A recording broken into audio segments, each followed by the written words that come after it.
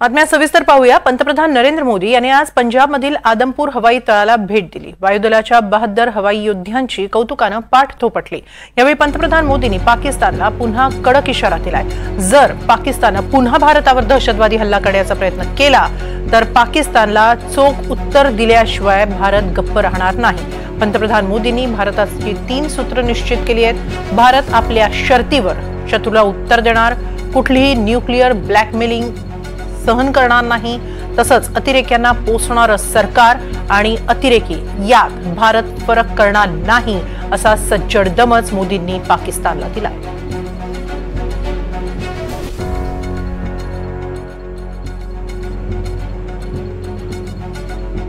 गुरु गोविंद सिंह जी ने कहा था, 1.25 लाख से एक लड़ाऊं, चिड़ियन ते मैं बात तुड़ाऊं, तबे गुरु गोविंद सिंह नाम कहाऊं। अधर्म के नाश और धर्म की स्थापना के लिए शस्त्र उठाना, ये हमारी परंपरा है। इसलिए जब हमारी बहनों बेटियों का सिंदूर छीना गया तो हमने आतंकियों के फन को उनके घर में घुस के कुचल दिया। भारत माता की जय! भारत माता की जय! भारत माता की जय! ऑपरेशन सिंदूर से बौखलाए दुश्मन ने इस एयरबेस के साथ साथ हमारे अनेक एयरबेस पर हमला करने की कई बार कोशिश की। बार बार उसने हमें टारगेट किया,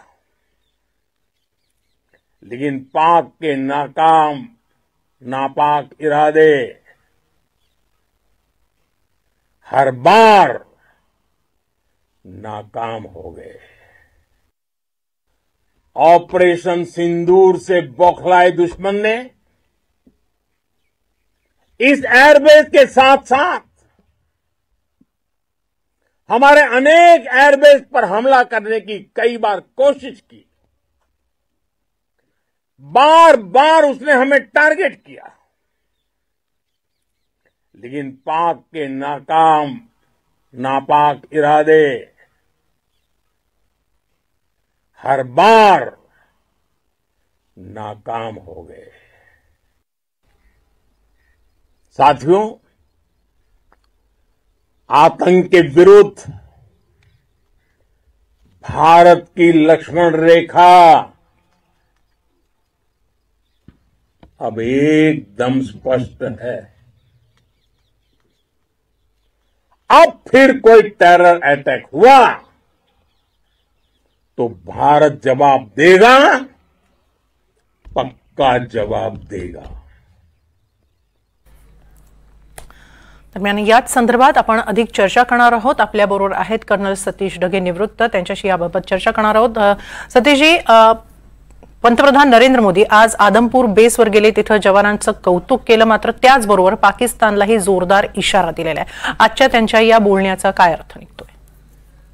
एकूणच आजचं त्यांचं जे भाषण होतं आणि तिथलं जे साहसपूर्ण सगळं वातावरण होतं आणि त्याही पेक्षा महत्वाचं ज्या प्रकारचा चॉईस आदमपूर एअरबेसलाच त्यांनी व्हिजिट करण्याचा केला, या सगळ्या गोष्टींना एकत्रितरित्या जोडलं तर माझ्या मते संपूर्ण जगाला, त्यातल्या त्यात पाकिस्तानला आणि दहशतवादी संघटनांना हा सरळ सरळ मेसेज होता। पहिली गोष्ट, सगळ्यात पहिल्यांदा त्यांनी या ठिकाणी आदमपूर एअरबेसला येण्याचा निर्णय घेतला, याची 2 महत्वाची कारणं माझ्या मते असतील। ज्या प्रकारचं डिसइन्फॉर्मेशन कॅम्पेन पाकिस्ताननं मागच्या काही दिवसांमध्ये चालवलं होतं आणि असा एक प्रकारे आरोप केला होता किंवा अशा प्रकारचा दावा केला होता की आम्ही आदमपूर एअरबेसला जे आहे भारताच्या उद्ध्वस्त करून टाकलेलं आहे, त्या ठिकाणी असणारी S-400 मिसाईल डिफेन्स सिस्टम जी आहे त्याला मोठ्या प्रमाणावर क्षती पोहोचवलेली आहे।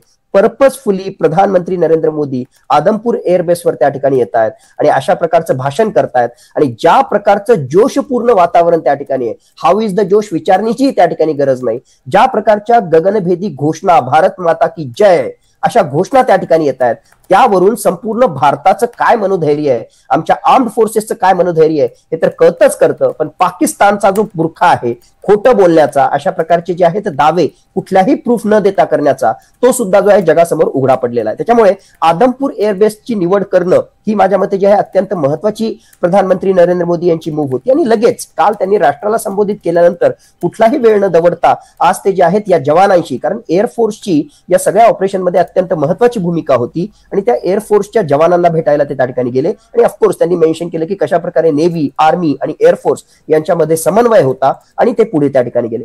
आणखी एक महत्वाचा मुद्दा त्यांनी जो सांगितला की आता जो आहे न्यू नॉर्मल आहे, म्हणजे आता जे आहे दहशतवादाचा जर पुन्हा त्या ठिकाणी हल्ला झाला तर आता मात्र आम्ही सोडणार नाही, असा सज्जड दम त्यांनी या भाषणाच्या माध्यमातून दिला. न्यूक्लिअर ब्लॅकमेलिंग आम्हाला चालणार नाही हे सुद्धा त्यांनी त्या ठिकाणी स्पष्ट केलं. आणि काही महत्वाचे टर्म्स त्यांनी युज केले. एक म्हणजे टॅक्टिक्स आणि टेक्नॉलॉजी. खरोखरच ज्या प्रकारचा एअर डिफेन्स आपण केला आणि त्याचबरोबर पाकिस्तानमध्ये घुसून आपण त्यांचे पाकिस्तानचे स्ट्रॅटेजिक एअरबेस काही मिनिटांमध्ये उद्ध्वस्त केले. पाकिस्तानचे 9 दहशतवादी तळ फक्त पाक व्याप्त काश्मीरमध्ये नाही, पाकिस्तानमध्ये जाऊन 25 मिनिटांमध्ये उद्ध्वस्त केले. यामध्ये टॅक्टिक्स आणि टेक्नॉलॉजी, टॅक्टिक्स म्हणजे ऑन ग्राउंड जे काही वेगवेगळ्या प्रकारचे मॅन्युअर त्या ठिकाणी करावे लागतात, टॅक्टिकल चेंजेस त्या ठिकाणी करावे लागतात, त्यामध्ये सुद्धा महारत आपल्या एअरफोर्सची आहे.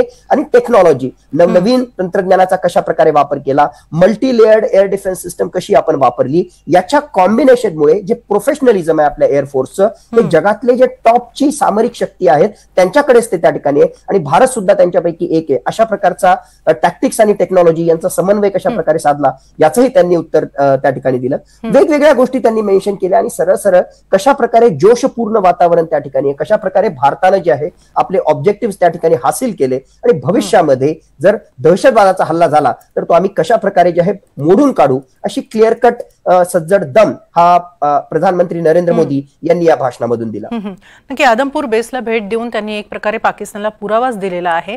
मात्र हा आदमपूर एअर बेस किती महत्वाचा आहे भारतासाठी? नक्कीच अत्यंत महत्वाचा आहे. वेस्ट म्हणजे पाकिस्तानची जी ईस्टर्न बॉर्डर आहे आणि आपल्या वेस्टर्न बॉर्डरला जे आहे स्ट्रॅटेजिकली इम्पॉर्टंट अशा प्रकारचा एअरबेस हा त्या ठिकाणी मानला जातो. पंजाबमध्ये असणाऱ्या एअरबेसमध्ये असं म्हणजे आपली जी महत्वाची एअर डिफेन्स सिस्टम आहे आणि त्याच्याशी संबंधित ज्या S-400 बॅटरी आहेत त्या सुद्धा त्या ठिकाणी डिप्लॉइड आहेत. अशा प्रकारच्याही बातम्या किंवा तशा प्रकारचे इनपुट्स आपल्या त्या ठिकाणी आपल्याकडे आहेत. आणि आपल्याला माहित आहे की मागच्या 4-5 दिवसामध्ये ज्या प्रकारचा पाकिस्ताननं जबरदस्त हल्ला केला, म्हणजे एरियल प्रोजेक्टाईलच्या माध्यमातून वेगवेगळ्या प्रकारचे ड्रोन्स असो, मिसाईल्स असो, इव्हन इतकंच नाही काही फायटर जेट हे सुद्धा पाकिस्ताननं पाठवण्याचा प्रयत्न केला. आणि पाकिस्तानची जी आहे खूप मोठी नामुष्की झाली. एवढे मोठे मिसाईल्स आणि ड्रोन्स पाठवून सुद्धा अतिशय शिस्तबद्ध पद्धतीनं, सूत्रबद्ध पद्धतीनं आपली जी multi layered air defence system होती, ज्यामध्ये 2 महत्वाचे कॉम्पोनंट आहेत. S-400 आहे, त्याचबरोबर भारताच्या बनावटीचा असणारा आकाश मिसाईल डिफेन्स सिस्टम आहे आणि त्याचबरोबर काही ट्रेडिशनल कन्व्हेन्शनल असे सुद्धा कॉम्पोनंट आहेत. आणि या सगळ्यांनी त्याचा एक प्रकारे रक्षण आपण केलं. आणि त्यातली S-400 मिसाईल डिफेन्स सिस्टम जी आहे त्याचा हा बेस आदमपूर एअरबेस असल्यामुळे अत्यंत महत्वाचं ठरतं. आणि जसं मी सांगितलं की पाकिस्ताननं जे डिसइन्फॉर्मेशन कॅम्पेन लावलं होतं की आम्ही आदमपूर एअरबेस उद्ध्वस्त केला, आम्ही सुरतगडचा एअरफोर्स स्टेशन उद्ध्वस्त केला, एकदम खोटे त्यांचे दावे होते. ते प्रधानमंत्री नरेंद्र मोदी पुढच्याच दिवशी त्या ठिकाणी जाऊन, आणि त्याहून महत्वाचं तिथलं वातावरण पहा, ज्या प्रकारचा जोश त्यांच्या जवानामध्ये, ज्या प्रकारची तिथली परिस्थिती आहे, जगालाही कळतं की जर खरोखरच असं काही झालं असतं तर असं जोशपूर्ण वातावरण त्या ठिकाणी नसलंच असतं. हा जोश त्या ठिकाणी दाखवते की 142 कोटी जनता कशा प्रकारे जे आहे या आर्म्ड फोर्सेसच्या सोबत आहे आणि कशा प्रकारे आपली एकता या दहशतवादाविरुद्धच्या लढाईमध्ये आहे, पाकिस्तान विरुद्ध आहे. नक्की.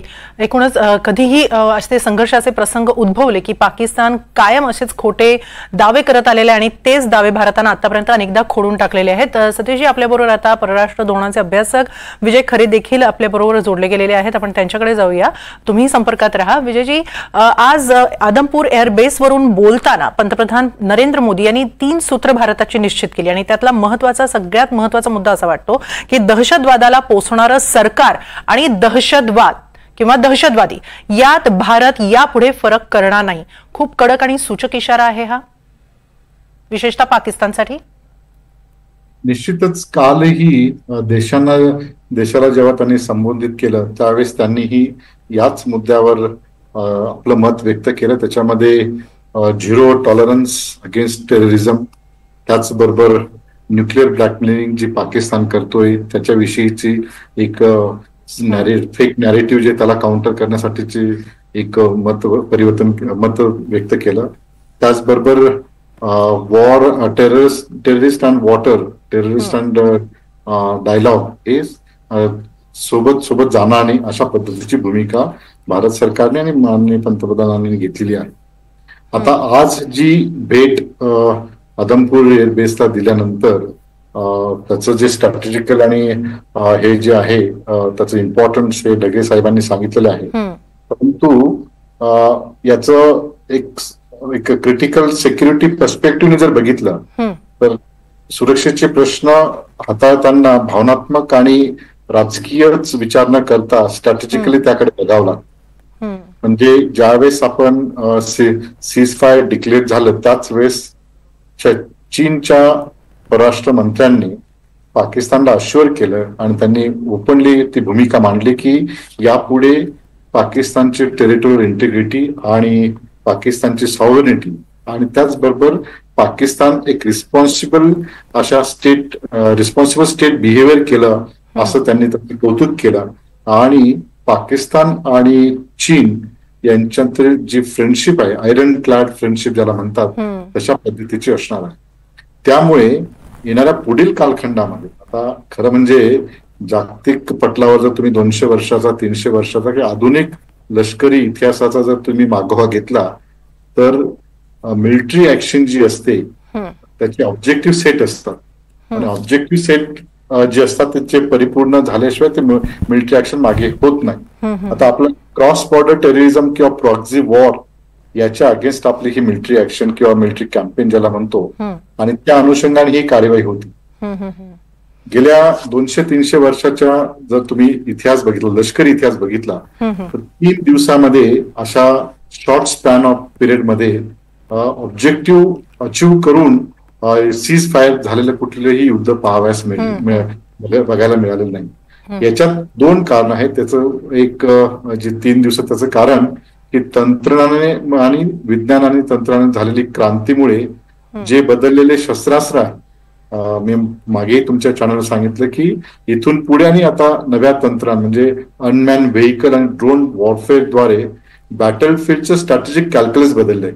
त्याच्यामुळे आता राजकीय इच्छाशक्ती, राजकीय लोकांचं सर्व म्हणजे त्या भूमीतील असणारे जे जनसमुदाय आहे त्यांचं मत वेगळं आणि विशेषतः जे प्रॉपर डिसिजन मेकिंग त्या ठिकाणी युद्धाच्या बॅटलफील्डला असतील त्यांचं जे डिसिजन मेकिंग जे आहे यामध्ये समन्वय. आता हे निश्चित आहे की ऑपरेशन सिंदूरमध्ये आर्मी, नेव्ही, एअरफोर्स यांची कोऑर्डिनेटेड ऍक्शन त्या ठिकाणी झाली आणि त्याला एक कोऑर्डिनेटेड असं ज्याला म्हणतो आपण खऱ्या अर्थाने एक यश आपल्याला पाहावयास मिळतं. परंतु इथून पुढे आता जे चॅलेंजेस आहेत ते म्हणजे की क्रॉस बॉर्डर टेररिझम हे पाकिस्तान थांबवणार का, तर याच्यात किंचितही शक्यता नाही. त्याचं कारण असं आहे की जे 4 दहशतवाद्यांनी 22 लोकांना मारलं ते 4 दहशतवादी 22 एप्रिल नंतर पाकिस्तानमध्ये जाण्याचा कुठलाही स्कोप त्यांना नाही. त्याचं कारण की तिथून जायचं म्हणजे त्यांना त्या जम्मू मार्गे जावं लागेल. त्याच्यामुळे त्यांना जो लोकल आश्रय दिलेला असेल तो कदाचित आपल्याच त्या ठिकाणी लोकांनी दिला असावा. त्याचबरोबर इतर जे कारवाई आता होईल जी दहशतवाद्यांची ही निरंतर तशाच पद्धतीने फक्त यांचा फॉर्म बदल. आता लष्कर-ए-तोयबा, हिजबुल मुजाहिदीन यांची नावं बदलतील परंतु यांच्या कारवाया मात्र त्याच असणार आहेत. आणि त्यामुळेच मग नेमकं आपलं आता या पुढचं धोरण कसं असायला पाहिजे, आपण काय, कारण आपल्या समोर केवळ पाकिस्तान नाहीये तर पाकिस्तानच्या आड चीन आहे, तुर्की देखील आहे. त्यावर आता भारताचं धोरण कसं असलं पाहिजे, विशेषतः जेव्हा चीन आणि तुर्कीचा प्रश्न येतो. म्हणून यासाठी म्हणजे सामरिक दृष्टिकोनातून आपल्याला याकडे बघत असताना आपण जसं आम्ही रेफर करतो संजूचं बुक की ज्याला आर्ट ऑफ वॉर जे आहे त्याच्यामध्ये आपण शत्रू राष्ट्राला कधी कमी न लेखता त्याच्यावर काउंटर करण्यासाठी वेगवेगळ्या प्लॅन्स असले पाहिजेत. Plan A, plan B, plan C आणि त्या प्लॅननुसार कारवाई करून आपलं ऑब्जेक्टिव्ह ते यशस्वी करणं गरजेचं आहे. इथे plan A, plan B, plan C सर्व आज आपल्याकडे आहेत आणि तशा पद्धतीची आपली लष्करी आणि आर्थिक शक्ती आहे. परंतु या ठिकाणी मला जे दिसतंय, म्हणजे मी कालही एका चॅनल सांगितलं की इथे मिलिटरी पॉस्चर जे आहे हे आता इथून पुढे मोर अग्रेसिव्ह होणार आहे आणि त्याचं लोअर थ्रेशोल्ड जो आहे कॉन्फ्लिक्टचा हा असणार आहे. डिप्लोमॅटिक पातळीवर हा मिनिमल जो आहे याच्यात मिनिमल डिस्कशन पण हार्ड अँड पोझिशन असणार आहे. रिस्क ऑफ एस्केलेशन मध्ये सिग्निफिकंटली आता वाढलेली आहे. त्याचं कारण पाकिस्तानला त्याचे जे विकनेसेस आहेत ते विकनेसेस माहीत झालेले आहेत. चीन आता उघडपणे जर आपण माननीय पंतप्रधान सांगितलं की पाक ऑक्युपाईड काश्मीर आता हे पुढचं टार्गेट असेल त्याच्यावरच बोलणी होईल. द मोमेंट आपण पाक ऑक्युपाईड काश्मीर या संदर्भामध्ये चर्चा सुरू केली त्यावेळेस तिचा थर्ड ऍक्टर नसून आपला जवळचा जो शत्रू राष्ट्र आहे चीन त्यामध्ये इन्व्हॉल्व्ह होईल आणि म्हणून इथे तुम्हाला रिस्क ऑफ एस्केलेशन वाढण्याचे काल पंतप्रधानांनी देशाला केलेलं संबोधन आणि आज जवानांच्या पाठीवर जी कौतुकाची थाप दिलेली आहे तेव्हा केलेलं हे भाषण यातून पुन्हा पुन्हा भारतानं आपली भूमिका स्पष्ट केलेली आहे. मात्र त्याचबरोबर येणाऱ्या काळामध्ये लष्करी सामर्थ्य असो किंवा डिप्लोमॅटिक रिझन्स असो या दोन्ही आघाड्यांवर भारताला सतर्क राहावं लागणार आहे. या गेल्या 15 दिवसातून हे स्पष्ट झालेलं आहे. खूप खूप धन्यवाद NDTV मराठी बरोबर तुम्ही दोघांनी हा संवाद साधला त्याबद्दल.